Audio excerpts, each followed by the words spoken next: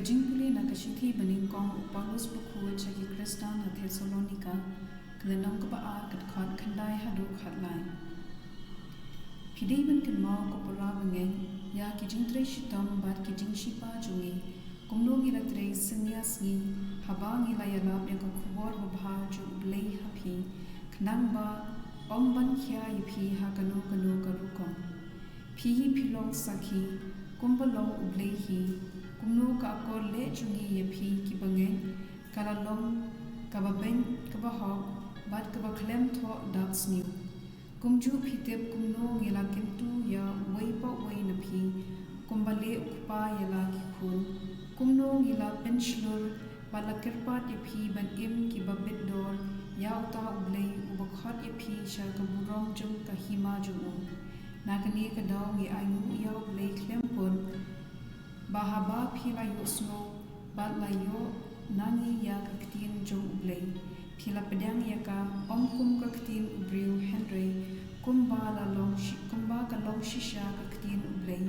ubadrei haphi ki bala ngen kaktin jong utrai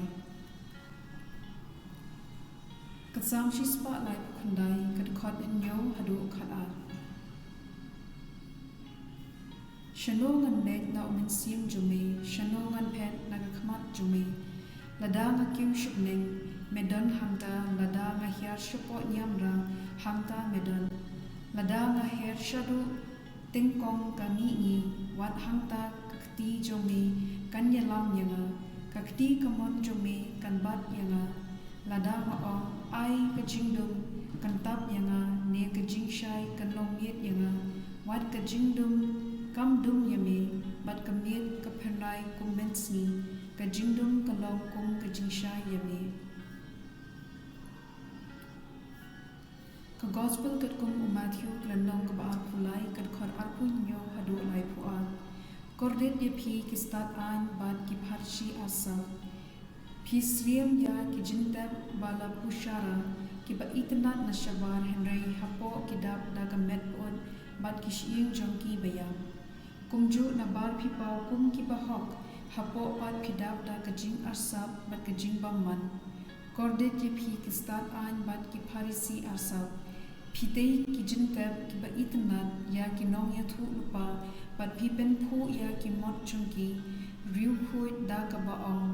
lada ngi la im ha ka juk ki pat men chungi ngin ong da la ya sulok lang bat ki bat pen ya ki nong ya thu lupa tikumno phi kubur pleng ba philong ki khun ki siu jong ki to ki ba lapen ya ki nong ye thu lupa le no bat pendep ya ka ba ki pa jong phi ki lasdan ka gospel jong utrai